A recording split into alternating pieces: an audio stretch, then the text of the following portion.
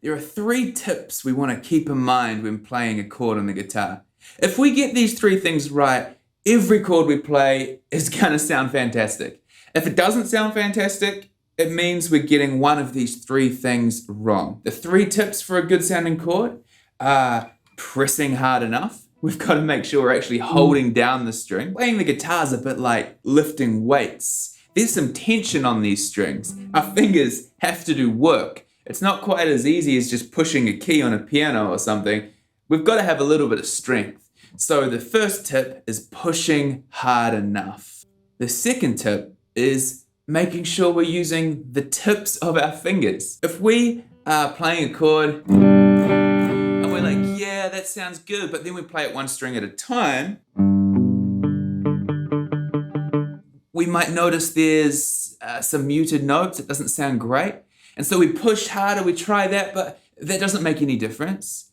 What's actually happening is my first finger in this situation is hanging down and touching the open D string. It's muting the open D string. So what I want to do is lift my fingers, make sure I'm using the tips of the fingers, so each finger is only touching the string that we want it to be playing.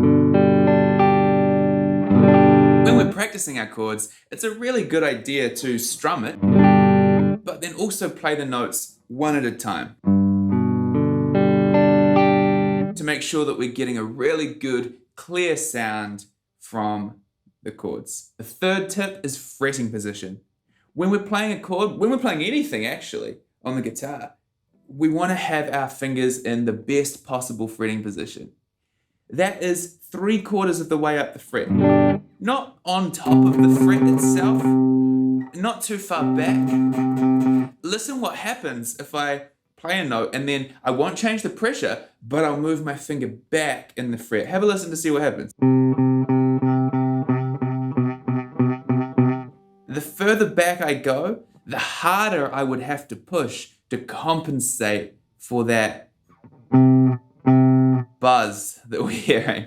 The reason for this is this note is produced by the string being held tight against the middle bar, the fret itself. If we go further back, we've got to apply more pressure to try and get the string pulled tight against that middle bar. So having a consistently good fretting position allows us to have the same amount of pressure when we're playing chords, notes, whatever. It helps us have consistency with our playing.